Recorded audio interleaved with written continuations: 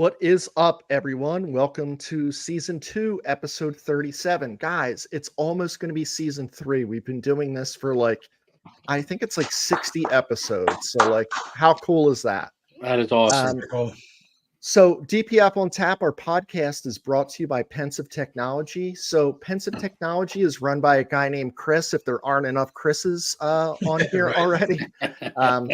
But he does internet, security cameras. He can do the push button doors in your house. He set up the Ethernet connection in the garage so we're not blinking off like we were in season 1 at the beginning.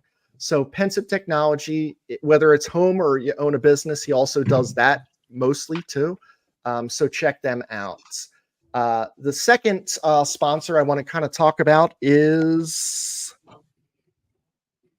Hidden Stills. So I don't know if you can see this, but I'm going to tell you right now, this Old Farm rye, and I hipped Mike to it and Mike got it. Chris, I don't think you've delved into this yet. Not one yet. Not that one.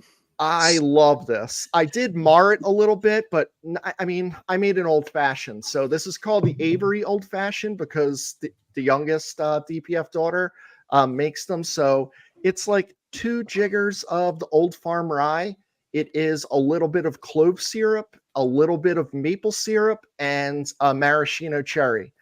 You got to get the proper rectangular ice cube as well, but these are delicious. So we also have been drinking their rum, a lot of their bourbons, tequila, vodka, and RTDs. So the RTDs are the ready to drink cocktails, which Mike is showing. So bourbon lemonade, bourbon ginger. They just came out with a white birch and a purple soda. And I couldn't not think of back in I think it was the 90s, guys, where the rappers were drinking purple drink, Yeah. So I just want to say a quick shout out to this farm rye you were talking about. This is Chris, when did you give me this? Friday? Yeah. Yes, Friday. Yeah. It's pretty good, guys. Yeah, so that's you're gonna need a re-up soon. No doubt. Which is pretty awesome. Luckily, you can go on their website, and if you live in Pennsylvania, they'll ship it to you. That is true. So their RTDs are directly through them right now, but they're looking to expand. And there's the word, I don't know if you've heard this, guys, that maybe they're looking to do some type of collaboration. Maybe. That would be cool. That would be pretty cool. That'd be real cool. What would be cool is if some of our followers went on their website and said, when is the DPF drinks coming out? That might make them want to do that a little bit more. So that would be awesome. Hidden Still Spirits. And next, we're going to kind of talk about Yards. So Yards, we teamed up with them at the beginning of the season. They've just been great to us. They just spent their 30th anniversary, which I'll let Chris talk about. Chris and Mike were able to go.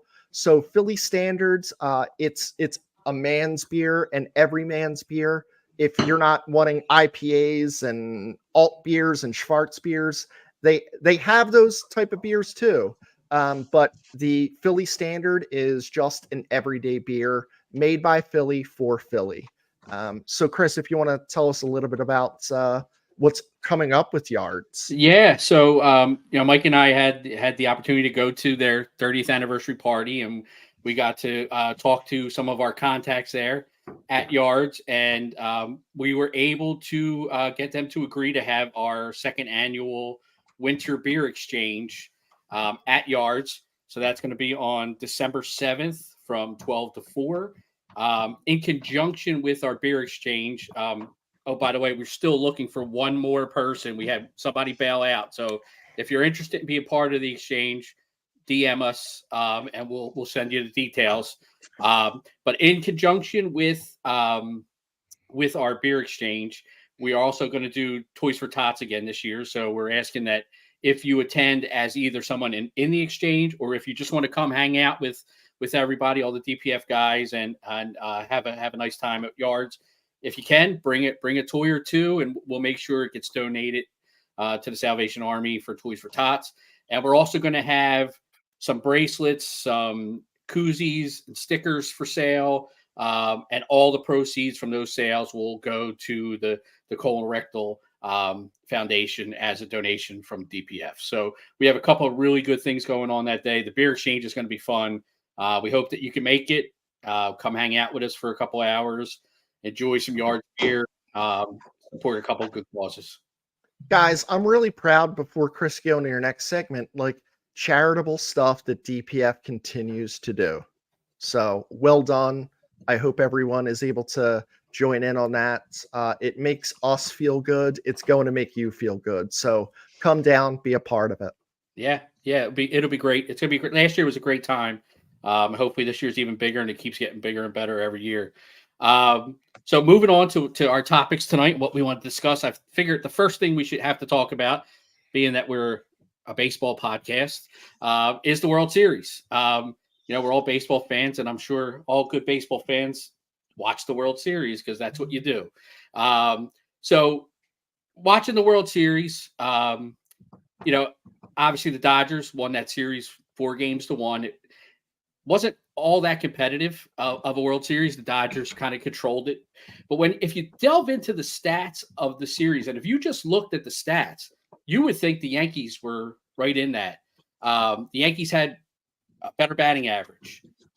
They had a better ERA. They scored more runs. So just looking at the stats on the surface, the Yankees look like they should have been very competitive in that World Series. But I think what the playoffs, not just the World Series, but what the playoffs showed us is what the Dodgers did well, and it's something I think the Phillies need to take note of. In that series against the Mets in the National League Championship, the Dodgers were incredibly patient. They took a ton of walks, and when they got runners on base, they made people pay. Yep, they did score a lot of runs in that one game, Jason. You're correct. But even on the batting average, they had a better batting average than the Dodgers, and their ERA was one less run than the Dodgers in that series. But the Dodgers took advantage of the opportunities that the Mets gave them with walks, scored a bunch of runs in that series against the Mets, and then also continue that trend in the World Series where they did not strike out. They averaged less than 6 strikeouts a game in the World Series. And I think it was on display in that game 5 where they were down 5-0, and just putting the ball in play, putting pressure on the defense. Judge made an error. Then the base running by Kike Hernandez going to second on that play. Then the ground ball to the shortstop. He's hustling. He's going to third, forced a quick throw. Another error. Mookie Betts running down the line hard at first base. Cole doesn't cover. That's how they scored their first run. Make it 5-1. And now you can see the Yankees, now the pressure's on. Bases are loaded. Guys are moving around. A couple errors have been made. A mental mistake by Cole not covering the bag. And that pressure, that hustle, just putting the ball in play. RBI, the 2-run single by Freddie makes it 5-3. Teoscar hits a double, 5-5. And then later in the game, when they fall down by a run, it's a sac fly to tie it, and it's a sac fly to win it. Putting the ball in play, making productive outs, putting pressure on the defense. Those are all things that the Phillies were not good at during the whole second half of the season. And they were striking out too much. They weren't back to doing the fundamentals of hitting, cutting down your swing with 2 strikes, just trying to put the ball in play. The Phillies were playing for the long ball, where the Dodgers necessarily weren't. They were just looking to put the ball in play, and they let the Yankees make mistakes, and they took advantage of it. I think that's something the Phillies need to work on and really become that kind of team that just cuts down the strikeouts, put the ball in play. Chris, it's awesome points. Like the one guy that stood out to me personally was Kike Hernandez. This dude's just a winner. Yeah. He's playing center field for a World Series champion. Kike fucking Hernandez. Yeah. He's probably like a 220 hitter in the regular season, but he hits 300 in the playoffs. He's just, when the lights get brighter, he shows puts it up, in play, and he's one of those guys. He's that intangible guy. And the World Series was, it's tough because your team's not there, but it's a joy to watch. You're a baseball fan. And I felt like we saw the Dodgers playing baseball. Yeah. Definitely. I mean, and Freddie Freeman was out of his mind, like four home runs in that series, and RBIs left and right. But he really did it with just making contact, putting the ball in play. I mean, every metric, the Yankees stole more bases, walked more times. Like the Yankees had it all over them, but the Dodgers did all the little things right. The little hustle plays, putting the ball in play, and that was the difference in the series, and I hope the Phillies learn from that, I think you can. I said swagger for Kiki a minute ago, and I think you can say heart too. Like, as much as I think, you know, he should be suspended for gambling on the game. Shohei showed some heart. He got hurt, but he played as best as he could, like whatever he was, probably 50 or 60% with his shoulder. Plus Freddie going through like 3 or 4 hours of treatment every day to get on the field with his ankle and having a hell of a series. Like those are hard. That's hard. Yeah. They sacked up and they went out and they won it. So, and then even in Walker Buehler coming in that last game in relief to pitch an inning on 2 days rest. Like, no, I want to win. Give me the goddamn ball. I want to win. And those are the kind of guys I want the Phillies to have. I want those types of personalities, those types of, hey, we're going to win the World Series tonight, and I'm going to be the guy to get the last out. There's lessons to be learned here, right, guys? Because 2020 they won, and it was like a soiled win. It was a shortened season and all of that. 21, 22, 23, like they failed. They won 111 games the one year and didn't do anything. So, like, it's similar to the Phillies situation, minus they've never won yet. So what's the difference, and what's that thing that's going to put them over? The thing that I'm like tired of is like, oh, it's the vibes. This is a good vibe guy. It's daycare. Do you know what creates vibes? Winning and playing hard. And then you can fucking create a song out of nothing. I don't give a shit about songs. None of that. I just felt like the Dodgers, we knew they spent a lot. We knew that they did all the bullshit with the, miracle money, but like when it came up to the time, like their relievers weren't great, right? I mean, Chris, Mike, we talked about this. They weren't great, but guess what? Their hitters picked up for them. Right. I think the biggest thing is after winning in 20, they kind of did what the Phillies did. They ran it back. And this year they went out and they got Ohtani and they got Teoscar Hernandez and they got they got the pitcher, and they made moves during the season, got Tommy Edman to play shortstop, who was the NLCS MVP. They went out and got Jack Flaherty, who was their ace by the time they got to the playoffs because of all the injuries that they sustained. So the Dodgers, they didn't stand pat because we won, and I think that's the problem. The Phillies have ran it back, and they've gotten worse each season. They've got World Series, National League Championship game, Division Series, they've gone backwards. It's time to shake it up, and it's time, the Dodgers didn't stop spending, and I think the Phillies have to keep spending money and go out and get the best players they can to, for an aging core. The guys you're going to have around for a long time they're not getting any younger. So your window is shrinking. It's a great point. And Mike, you grew up in Red Sox Nation. I mean, you lived there for a little bit. They just had that show on Netflix about their 04 comeback and being down 03. But when you look at the arc of that team, they got rid of Nomar Garcia-Parra at his height. Like Nomar was Ted Williams in Boston at the time. It was unthinkable that they're going to get rid of this guy, but they did it. And what did it do? It got them over that point. They didn't win it with Nomar. They won it without Nomar. So we'll talk about it later, but is that something the Phillies, like we're so attached to these guys? Oh, Marsh can't go. Castellanos, Kyle. I think there's probably 2 guys on the team that all of us would 100% agree that just don't go. Other than that, I think we're like, let's try something different, right? Yeah, I agree. Yep. Yeah, I mean, even the Dodgers. I think you need to blow it up. What was that? I sent you. I think I sent both of you. The one guy had a huge post online about all kinds of moves and what the 40-man roster might look like, and it's like massive moves. Yeah, it's Soto, Bellinger. Like he had a couple Soto of and Bellinger. And sign Hoffman to be the closer, basically. and like a bunch of other things. But it was not the only thing I was surprised that he didn't do was move Stubbs. Stubbs was still there. Stubb was still there. Yeah. So, the butcher. So we want to welcome the butcher. I didn't see you down there. That's quite all right. I was easy to miss. I was just kind of making sure I took care of all my technical issues. Can you guys hear me okay? Yeah, you're good. Yeah, you sound good, man. Before we move on to the next, there is the comment that did we coordinate? Sig, it's a good question because Chris and I often did coordinate at a time because Chris would text and say, "What are you wearing today?" And I would tell him it was like, I don't know if you've ever seen the movie with Clint Eastwood, Heartbreak Ridge, where like he made all of the recruits or his who was in his command wear the same shirt.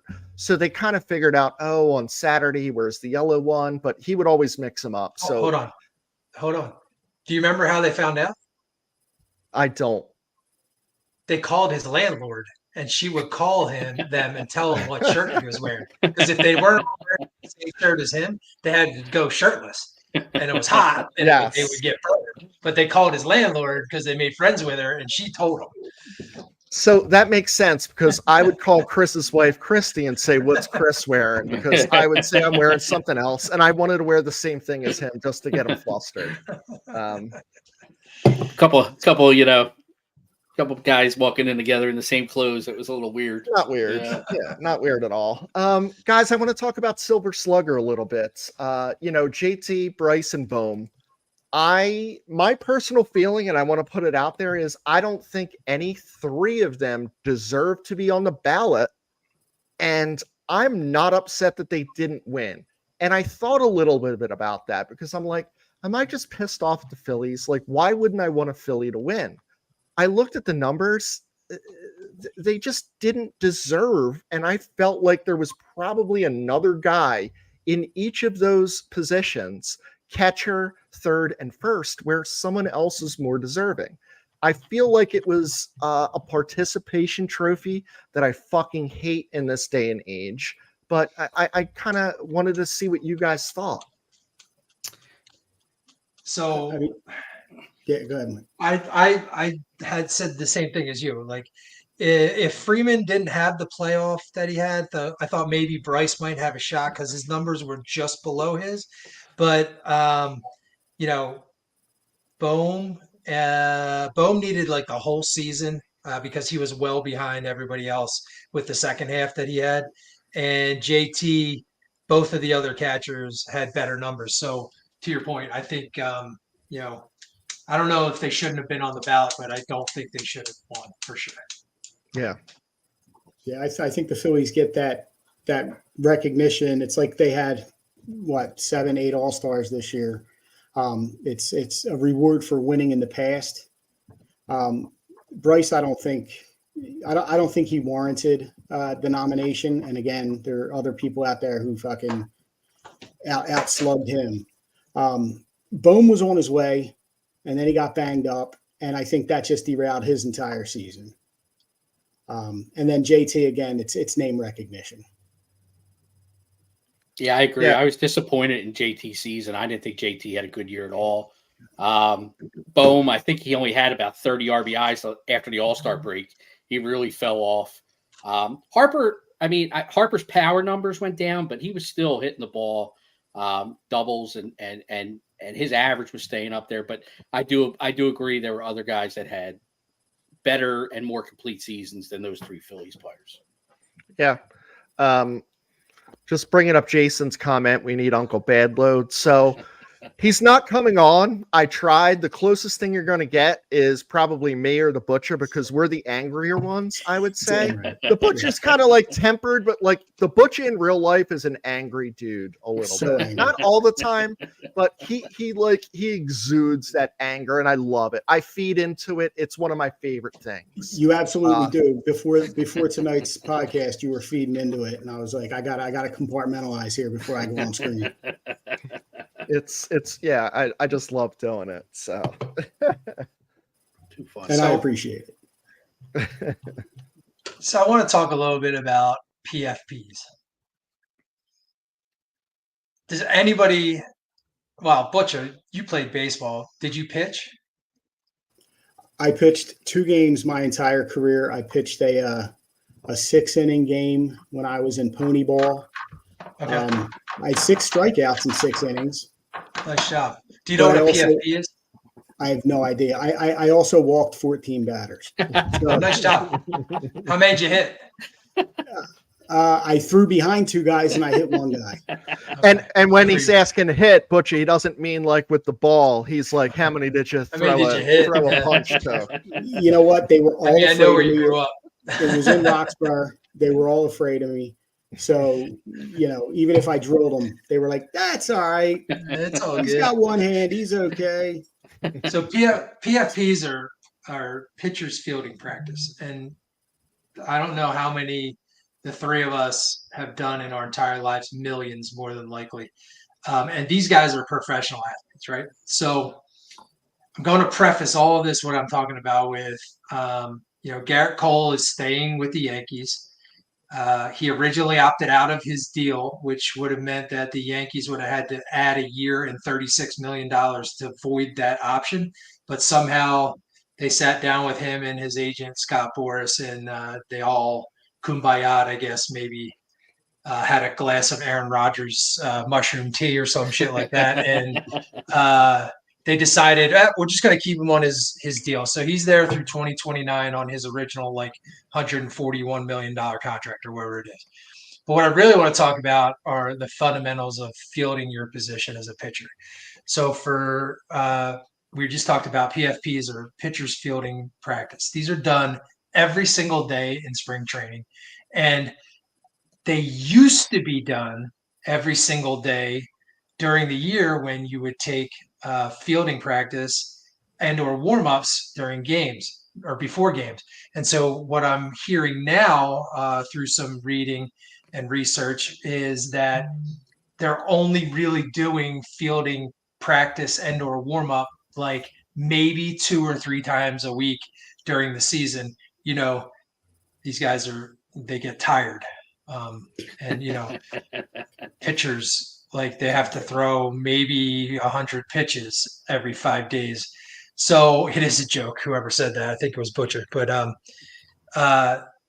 they're not practicing these things. And I am not going to go out on a limb and say that the Yankees could have won the World Series. No one's come back from that deficit. I am going to say, maybe someday someone's gonna. And they for sure would have had a better shot of winning that game up 5-0 if Garrett Cole had covered the bag for the 3rd out. Yeah. Dugan just outlined it a little bit ago. They score 1, then Freddie hits the 2-run single, and then the double ties it up. None of that happens if Garrett Cole runs 60 feet, maybe 75 feet. Yep. And catches the ball and tags first base for the 3rd out. And so, again, I'm not saying that they would have won that game even or the World Series, but they have a better shot up 5-0 than being tied 5-5 after he doesn't cover the base. And I have a dumbass of the week coming up, and that could have been him for that week. So Mike, when you're talking about the PFPs, it harkens back to our college time together, and Flynn, absolutely hitting fucking missiles, Seeds. like 1 hoppers right at your nuts. Like, I'm convinced that's what he was trying to do. 100%. 100% he was trying to do that. And the other thing, it just flashed in my mind.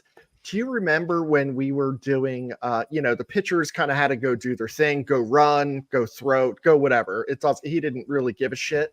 But we were in that vestibule of the gym. This is like January, February, and March. And we had to roll the ball back and forth to each other, kind of like in a catcher stance, but moving lateral. Oh, my God. We would do that for a goddamn hour. Oh. Yeah, dude. But you were always covering first. Yeah. And your legs always felt great. I mean, right. At least that's what I remember. Yeah. And I do still have a scar on my lip right here because we were doing PFPs inside one time, and the gym that was built in 1954 that all the boards were a little bit off. I got a bad hop right here in my chin. We used to do a drill where all the pitchers and the infielders would do it, where you stood in front of the concrete wall, maybe 2 feet away, and somebody behind you would throw the ball from different angles, and you had to just kind of either field it or knock it down or whatever, just to simulate being that close to the batter and how fast the ball would get on you. Our pitchers hated that shit, man.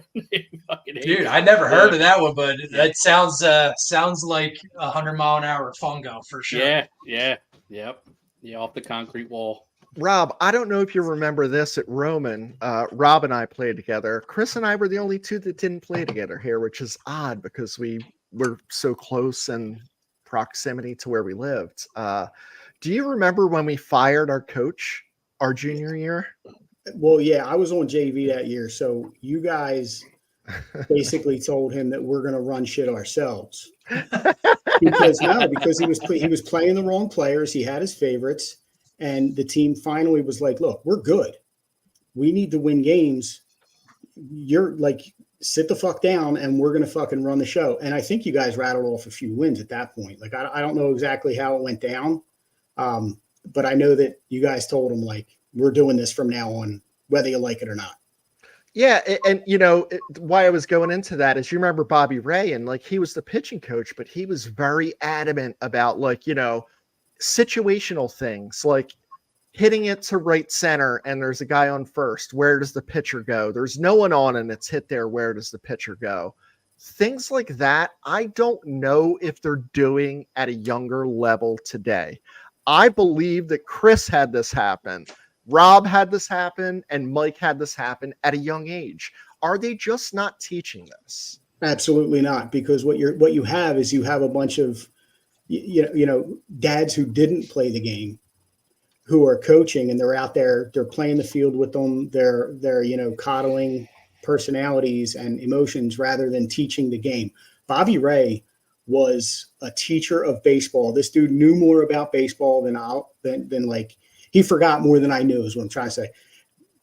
God rest his soul. Bobby passed a few years ago, and he impacted so many young men just by teaching them how to play baseball and how to be a team.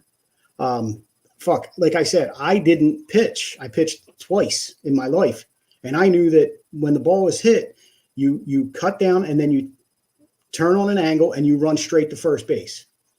You're closer to first base than the batter is.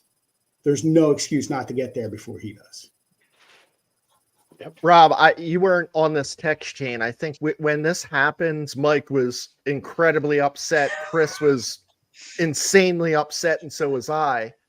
So I sent him a video. I says, I really didn't like moving off the mound. Like, when I was pitching, like, I just had like superstitions, and I didn't like leaving the dirt itself. Like, sure. The umpire throw the ball, I'd need to be on the dirt, just insane stuff. But I sent him like a video of a game where like I'm diving for a play, and it was like, I was brutal. Like, I didn't catch it. It wasn't good. And I'm like, well, you know what? I was protecting myself by not leaving the mounds. Like, I could throw a baseball, I could catch it, but I really didn't want to move left or right as much. So, which is funny because you also played shortstop. Yeah, right. Which is very odd. Yeah. But then I was in a different mindset there. I was a shortstop at that time. I need video of that stat. Too funny. All right, moving on. I got a question for you guys, and I'll give my opinion first, but I'm throwing out there, can the Phillies repeat next year as the division champ? I think it's going to be very difficult for the Phillies to repeat because unless they make some major moves and shake up this team, I think a healthy Braves team is a different animal than what we saw this year out of the Braves. And I think the Mets are more motivated than ever with how well they did this year to improve their team, go out and sign guys, and they were better than us, when the season ended, the whole second half of the year. So that's right there. The Phillies are a third place team, right off the bat if they don't make any changes. I think the Phillies are still a good team, but I think the Phillies are a very flawed team that teams have figured out. So I think it's time to shake things up. It's time to bring in some new blood. It's time to change the approach to this team. And then maybe they have a shot to catch a team like the Braves and a motivated Mets team. What do you guys think? I mean, Chris, it's a good point. Off the bat, you would think the way this ended, Acuna coming back, they're a third place team, right? They get into the playoffs because they'll still win 85 to 93 games. But I think they're better than the Mets in the long run. I think when you look at the Mets, and this is without, we don't know where Soto's going and a lot of these other, but like we know that this guy is going to pay money. Oh, Our yeah. guy is too, but their guy is really motivated to pay money. And I don't think he's afraid to do it because they kind of we have like that little brother attitude towards everyone, even if they're littler than us, but they really have it with the Yankees. And I think if they can steal Soto from the Yankees, that's like a huge feather in their cap. I don't think that changes the outcome because who's the Mets pitchers that you're worried about? Honestly. Manaea, like, is he coming back? He's a free agent. We don't know. He's a free agent, yep. True. Alonso's a free agent. Is he coming back? No one knows. So I think their pitching is the thing that's the issue. And for that reason, I don't, the question was, can they repeat? Yeah, it's possible, I think. But I'm more apt to say that I think a very close race at second place is probably where they're going to reside. Yeah. Makes sense. I mean, if you look at that thing we were talking about with all the changes that one guy is proposing, they have a better shot with that roster than the one they have now. Put it that way. I mean, that's an Same all-star thing team. Steve's saying here. That's an all-star team for sure. Yeah, that's an all-star team. Yeah. That's, it does make it tough. As we're talking about the division champs, we're going to move into like free agent targets. So I have procured a list, and it's nothing to do with like who I believe in. I want to kind of throw these names out there of like who's available and who you think the Phillies would truly be interested in. And I tried to grab guys where there's areas of interest. So I'm talking outfield, I'm talking starters, and I'm talking relievers. So I'm just going to go with relievers first. And I think Tanner Scott is available, right? And he's probably the prize this year. And then you look at Estevez and Clay Holmes, who is also available as of today. Any of those guys interest you? Tanner Scott. Yeah. We've talked about him a bunch of times. Yeah. I agree. He's a really interesting. I was looking at his stats. But last year, 9-6, 1.75, 22 saves. I like having, especially since the Phillies really don't, other than once they got Estevez, they kind of made him the pseudo closer. But I like having guys in the bullpen that have closing experience. So bringing in a guy with 22 saves from the prior year, and he's lefty. I always think a lefty out of the bullpen is a benefit. It can counteract some of the moves that teams have off the bench. So I'm all in on a guy like Tanner Scott. My worry, Chris, with him is like, where is he played that has had the stress of a Philly? Because he's a Marlin, right? Like that's what we know him as. Yeah. That's my only worry with this dude. Yeah, I think getting people out. I think the season. Yeah. Go ahead. Yeah. Go ahead, Rob. I was just going to say, I think a season in Philly, like if he starts the year here, I think that toughens him up. I think that puts him in the right mind frame. If they had brought him here at the trading deadline, like that he may not have been prepared for the pressure. But if he starts spring training with the Phils, like he should be one of the guys. He should have great vibes. It's dicey though, right? Because like this isn't a team that can be like, hey, you know what? We're gonna try this new guy in a big city. Like we gotta know, because I feel like last year was the year. Like this year we're already pushing it, right? So yeah. I'm just worried about like getting that guy in here. But here's the other side of it, and I'm gonna give it myself. Clase was the class of the league, and he got his ass handed to him. Yeah. Yes, he did. He got fucking torched. Even in the Hoffman. playoffs. I mean, Hoffman was solid all year, and then and I just wonder if like a guy like Hoffman, who I still like, and I would love to see the Phillies bring back.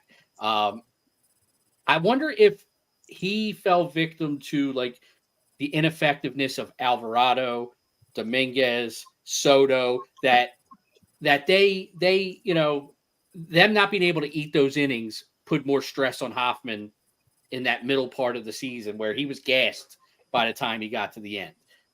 So I think if you compliment him better in the bullpen, he'll be stronger as the season goes on. Well, that kid, Jesus Christ, Miller, my God. I don't know what it would take to get him, but I think you can build a bullpen without Miller and having to give up too much for him, because I think there's other moves that have to be made that are more important than a closer right now. Yeah, and I think, the reason why we can't get him from Oakland, Fred, is like Oakland's not around anymore, unfortunately. They don't exist. I'm so sad about that. We don't have a The phone number for them ATHs. anymore. They're the ATHs now. Yeah. Yeah. They don't even have a phone number. You can't even call them.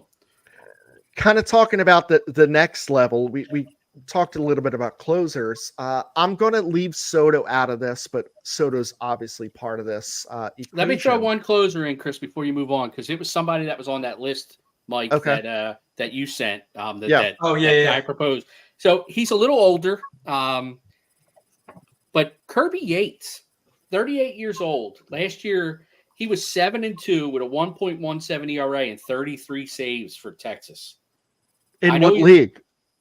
Yeah. He was an all-star. He was an all-star for the Rangers, 38, I know that's up there, but a lot of closers, pitch into their later years. But I thought he was an interesting name based off that season he had last year that maybe could be brought in. I don't know how much he's going to be commanding at 38, how much he's going to cost. It's not going to be a multi-year deal. I'm sure it's a one year, $12, $13 million deals maybe. He's a guy that kind of interests me a little bit just based off of the numbers he had last year. Yeah, I mean, as a closer though, Chris, or as a bullpen piece? As a piece, because I don't think the Phillies, I don't think they're going to designate a closer, but I think he could be, again, 33 saves. Tanner Scott, 22 saves. Hoffman has saves. I think you start building that back end of the bullpen with guys that can pitch in the ninth inning. Yeah, that's assuming you sign Hoffman back, right? Yeah. I think they want to. I think they do. So Santander, Teoscar, O'Neill, and Profar. Are any of these guys of interest to you? And I'm gonna kind of like, the one guy that's not of interest to me is Santander. And why he's not, I love that he's a switch hitter. I love what he does. I love that he's hitting home runs. His chase rate is like, Nick looks like someone who is Tony Gwynn at the time when you kind of compare it to Santander. So I just can't okay that. I think Profar, I don't know. This dude had like a career year. And I think Teoscar, if the Dodgers offer him the same money or maybe even less, he just stays there. And O'Neill, I'm not really enamored with the possibilities of free agent outfielders, but I wanted to hear what you guys think.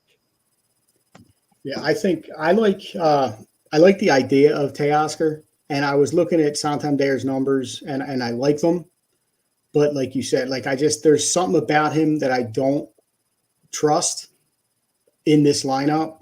I do like Profar if you can get him kind of cheap. I think he's more than serviceable. So Teoscar, Profar, I think those are my two favorites. Santander is kind of like one of those guys that, if they get him, I'm not going to be mad. Yeah, I'm in the same. I mean, O'Neill, 159 Ks last year. We don't need that. We don't need that. Nope. Profar, I'm with the butcher. I like Profar. I mean, 24 home runs, 85 RBIs. I know it was kind of a high watermark for him, but I think he's pretty consistently an 18 to 20 home run guy. Yeah. He can run a little too. So I don't hate that idea. Santander, I'm right with you, Chris. I think it's just he's more of the same that we already have in this lineup. It's like a second Schwarber almost, Yep, all or nothing. Yeah, and I love Teoscar Hernandez. I have loved him since he was in Seattle. But he is another strikeout machine. But the difference with him is he's not going to hit 230 with 200 strikeouts. He's going to hit 270 to 280 with 200 strikeouts. So there is a balance there where he's going to hit for a better average. I mean, he had 33 homers this year, 99 RBIs. I like Teoscar. So did Profar have some run-in with? It might have been the Phillies, where there was just attitude issues with. He is an attitude. He is an attitude. Okay, I thought it was him. Yeah, he is an attitude. But maybe that's what the Phillies need. Maybe they need something like that. That's what I was just going to say. They need a little edge. They can't all be nice guys. They can't all be buddy. They need someone who's going to fucking kick over the Gatorade cooler. Be a motherfucker. Yeah, exactly. Yeah. It's pissed off like me. What the fuck? Yeah. I'm wondering if Ryan knows something we don't know. I was kind of paging through while you guys were talking, but I don't see any Hoffman announcement. But Brian, if you know something, tell us in the comments.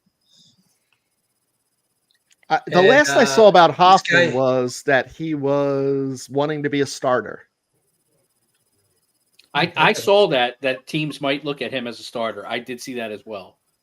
That's strange. This guy named Joey Negler says Santander's 30. We don't need another 30-pluser. Papa John. Oh wait, no, that's John. That's baby John. Teoscar's 32 and Profar's 32. They're both older. Next yeah, they're both older than him. But I like them both. I like both of those guys. Yeah, take them all on a short deal. Like I don't want to give any of these guys a fucking 8 or 9. I don't want to give these guys a bunch of years. I'm just wondering if they might be looking for that 4 or 5 year deal, like the ender, their last contract. Right. Last stop. Yeah. So. Oh yeah, they got to get their money before they get out. That's also what I think Hoffman wants to. I think he don't mind playing for a middling team, not maybe a contender, an up and coming team, but just to get paid. Yeah, he's never had a big deal. Yeah, he's 32. Yeah, Hoffman's 32. So, yep. All right, guys, help me out with this next segment, will you please? Yeah.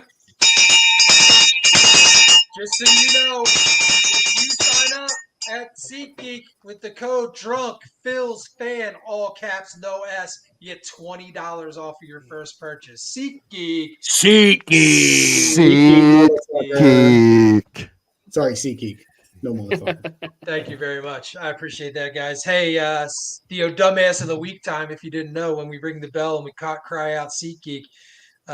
Back to Polk County, Florida. For Florida's Dumbass of the Week this time. One of the most notable and known county sheriffs since maybe Wyatt Earp. You guys know him. You love him. It's Grady Judd, sorry.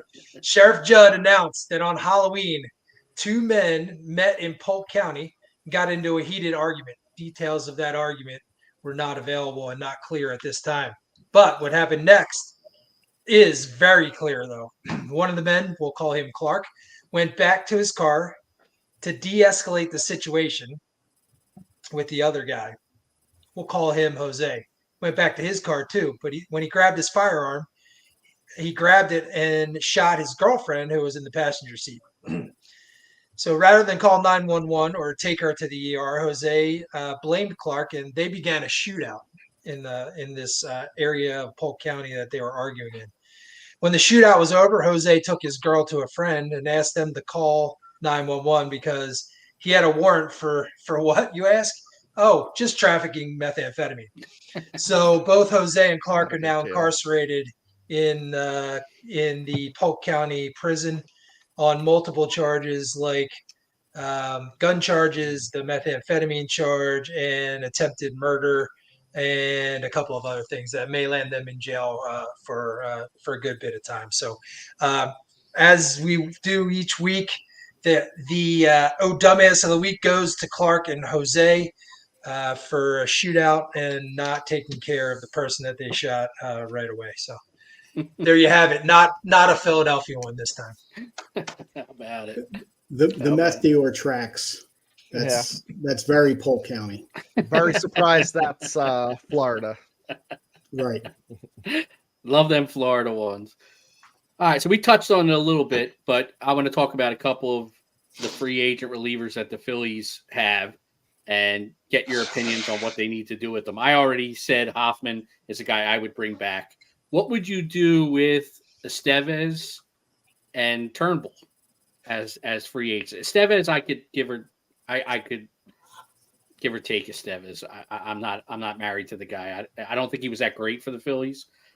Turnbull's an interesting guy because I think he can kind of be a swing guy for you and spot start and come out of the bullpen. But I'm definitely a bring back Hoffman guy. I think I'm a bring back Turnbull on a $2 to $3 million deal, or maybe 1 year or two. I think you're right. He could be that plug-in fifth starter if his back is healed or better or whatever you want to call it. And Estevez, I'm out. I don't like the shit, just fucking pitch. And I'm in a total agreement with Hoffman. I think you bring him back if the money's right. I'm going to tell like some personal stories here, and it's going to make sense, I hope, to everyone. So I'm not that good with like kind of reading signals, like facial signals or like certain words. So like my wife will say to me something like, I would prefer for you not to drink 10 beers today. And like, that's prefer. She's not saying don't.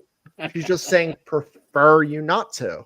Well, I prefer to, so I would do it. So when Estevez, he constantly in his interviews was saying like, hey, this team, they are goods. Like he wasn't a part of it. I felt like I didn't love that thing about him.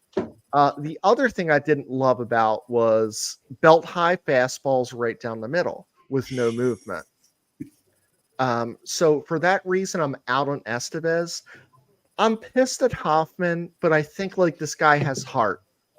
I think that that's something that's missing, and I would bring him back, even though that he's been an absolute abject failure in the playoffs. There's no way around it. But most of the relief players have. Turnbull, we've talked about this a little bit, guys. I think that we're hoping that Ranger Suarez is okay, good, decent, but we're not expecting first half Ranger. So that means we have two possible pitching options open, right? Number 5 starter is a fucking black hole. So could Turnbull do it? I don't know. From what we saw, yeah, but for how long? 50 innings? Yeah. 100? That's the biggest question mark. That's it with him. Yeah. His ability to kind of play a little bit longer than, a quarter of a season. But Chris, I like Turnbull. I like Hoffman, Estevez. I don't know. I feel like he's Milwaukee bound. I wonder if Devin Williams is pissed off. Yeah. At what happened there, because I want Devin Williams. Yeah. I know that he had a meltdown. I want Devin Williams. And we'll talk about what we think Devin Williams would take out there, because they're losing Willie Adames. They kind of screwed over Devin Williams and gave him a non-qualifying offer, which was, I think, $2 or $3 million below what he should have gotten. So what's interesting, Chris, about Estevez is it kind of goes back to your point earlier about Tanner Scott. Like, he came here from the Angels. What pressure was he under pitching for the Angels? And he was dominant. I mean, he was dominant with the Angels. He was, I think when the Phillies got him, he hadn't given up a run since like late April or something like that. Like, he was on some 30 inning streak of not giving up runs. He was decent, but I do think the moment might have got too big for him. Remember when he came here though? The Phillies hit him. Yeah, fucking roughed him up. Yeah, it's true. It's true. Yeah, I don't think he has that instinct. I think he wants to. I think he wants to do the Dragon Ball Z and be a cool, like, tough guy, but I don't know that he has it. Like Chris said, fucking down the middle, belt high. Like, come on, dude. You just can't throw that over and That's over part of the again. problem. Most pitchers in this league are just throwers. They're just throwers anymore. They're not pitchers, right. And because he was designated as the closer, he kept getting put out there for that. And, you know, he's out there playing in a low pressure situation with Mike Trout. Hoffman, I want back. And Hoffman, I want back. He showed us all something. Maybe he puts it all together in the playoffs next year. Turnbull, I like. And the reason is he can be that bridge to Painter or that spell for Painter, because everyone expects Painter to be here next year. Everyone expects Painter. He might be the fourth. He might be the fifth. Like, seriously. And if his innings are limited, then you're looking, somebody's got to take those, and maybe Turnbull's that guy. He's the long guy, and then he's the guy who kind of spells Painter every second or third start or something like that.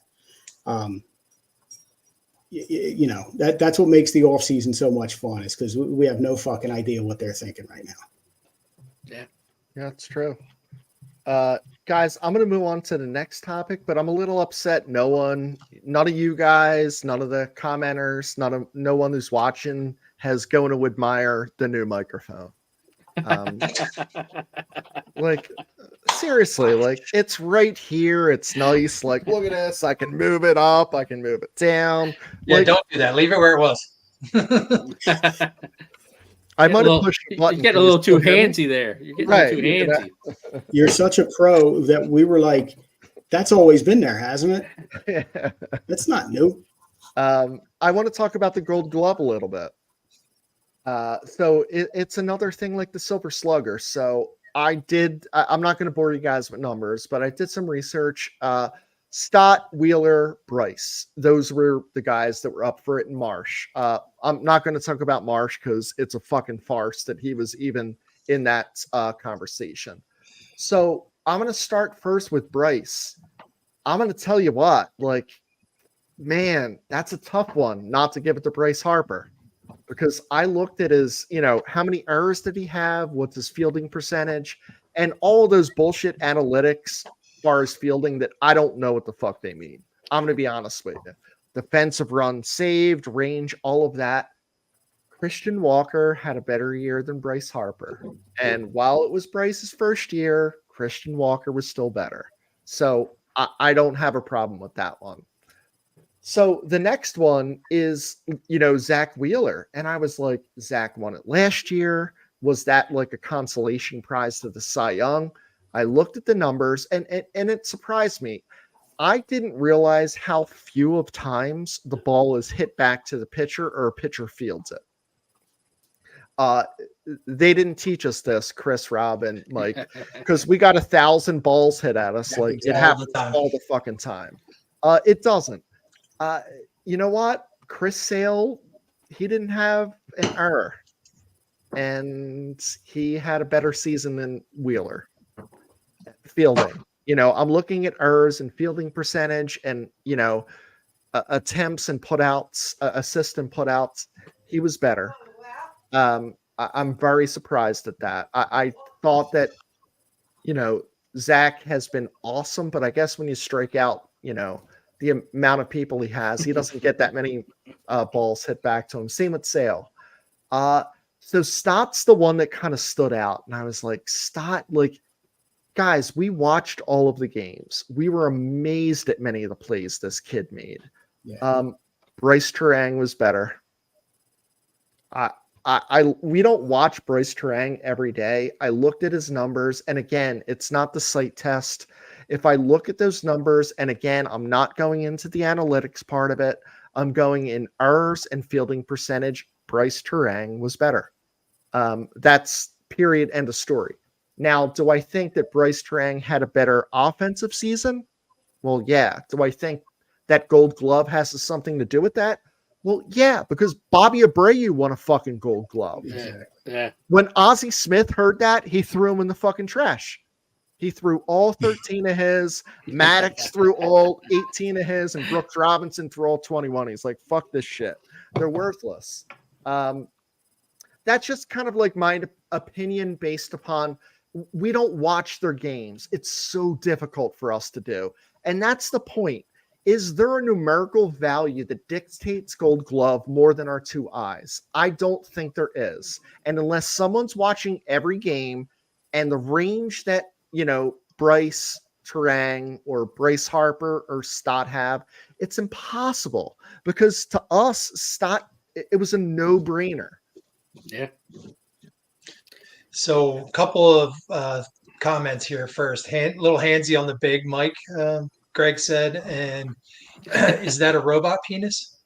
But I will just add one thing to your comments. It's really hard, I think, to dethrone multiple year winners. So you didn't talk about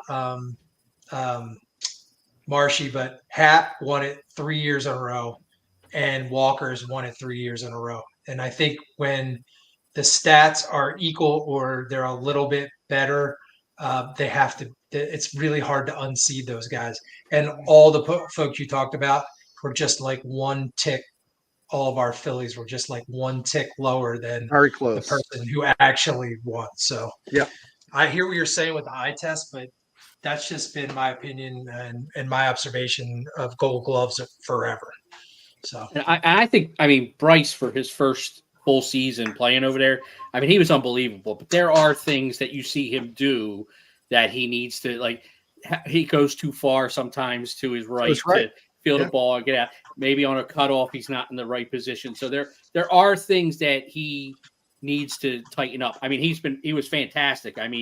Jesus Christ, we put up with Reese Hoskins for how many years over there?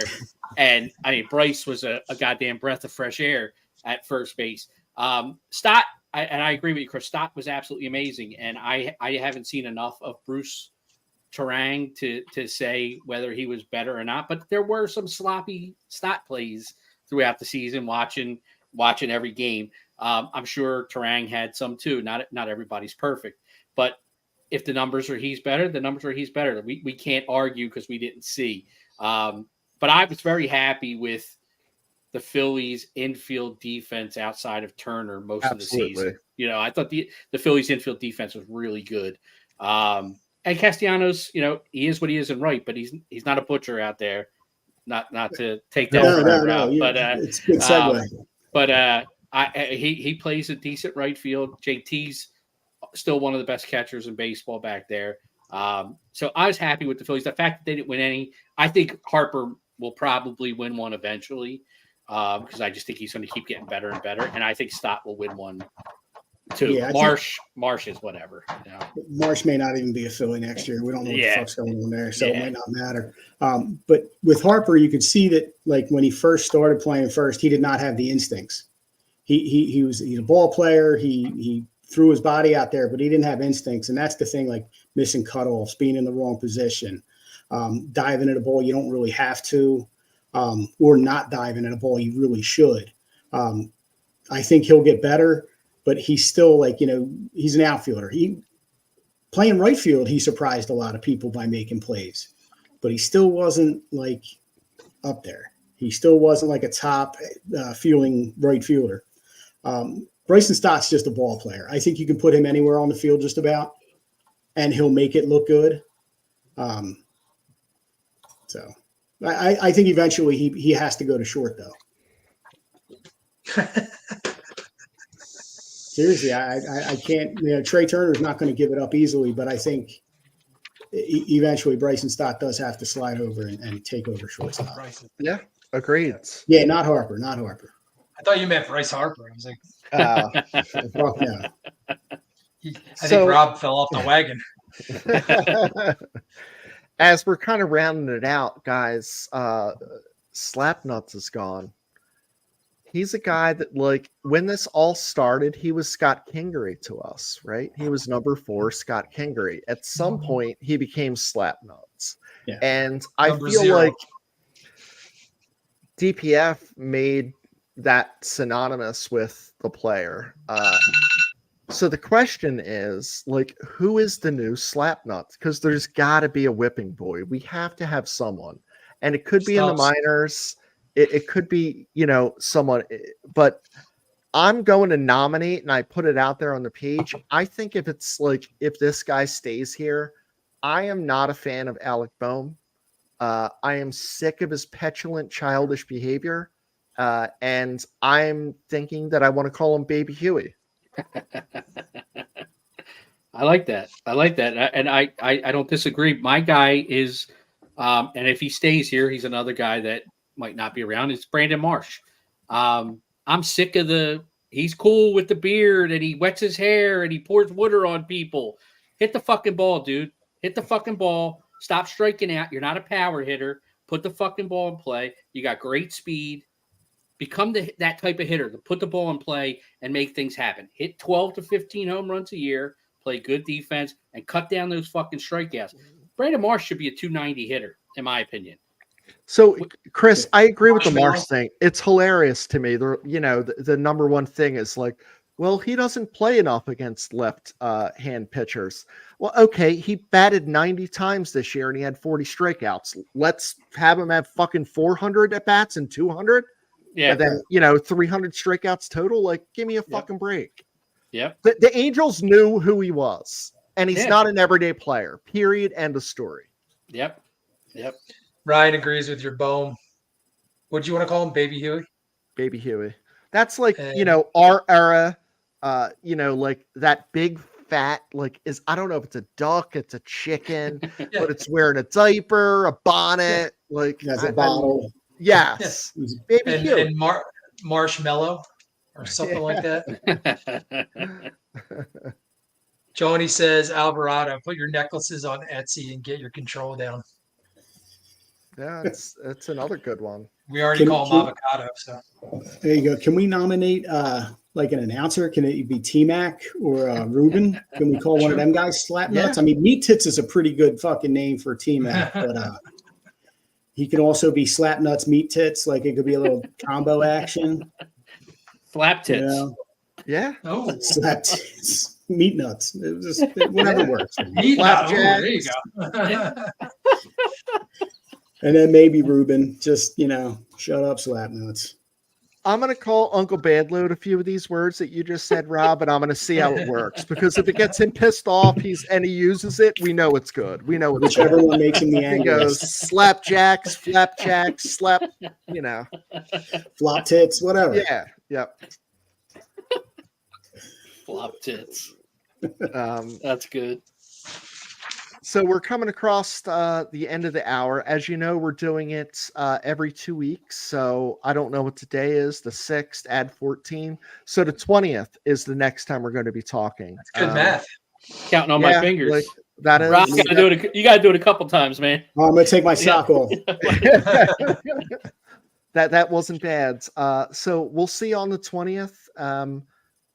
Glad you tuned in. Like, we're happy to be out there talking baseball. I think things will maybe change in between then and now, but if not, we're going to have important things and exciting things and, cool stories to talk about. But let's go, kind of around and see if we have some final thoughts on what you're expecting, what you want to say to everyone here. And, I think, Mike, you've done a great job about bringing comments up.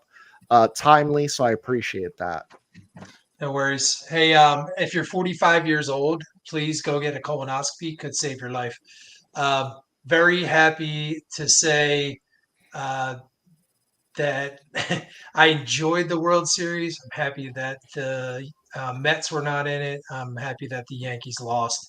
And fuck the Mets, fuck Pete Alonso, and fuck Joe Carter. Dugan? Yeah, don't forget our yards event on the 7th. If you're interested, come out. We do have one spot available. If you want to be part of the beer exchange, send us a message and we'll send you all the details.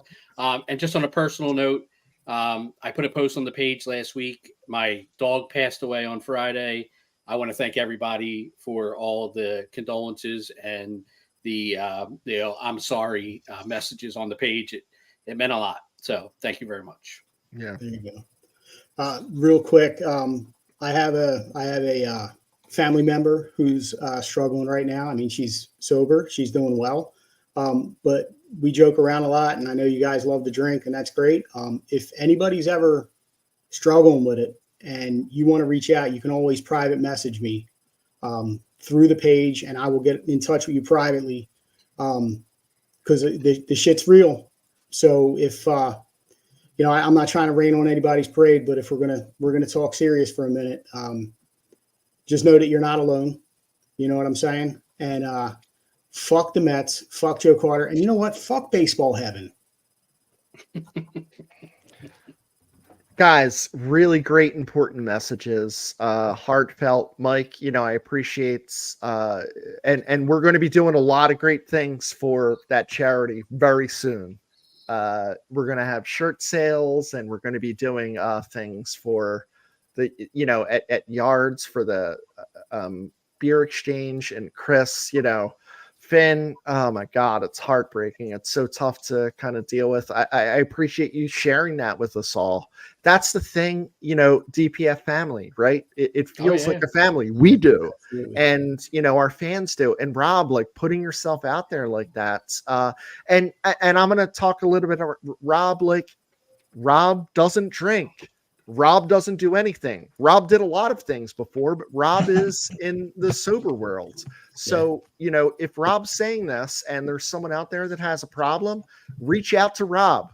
He will get you the help that you need or be someone you can listen to. So I appreciate that. Absolutely.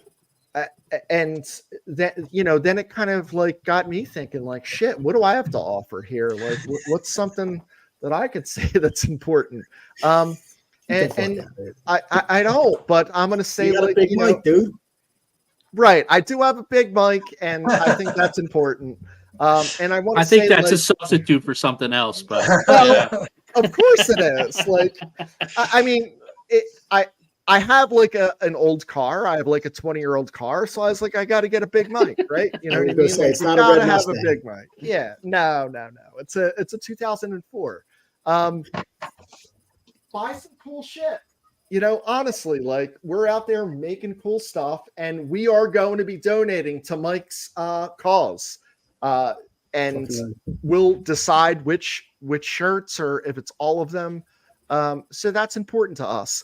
Follow Drunk Phil's fans. Follow Drunk Eagles, Drunk Sixers, Drunk Flyers, which is like the Flyers ones, like Blowing up. they're not doing well, but it's blowing up. Like we're angry on there. It's the same right. dudes you see here that are on there. Everyone's kind of chipping in and doing a great job on that. It's fun to be able to do that.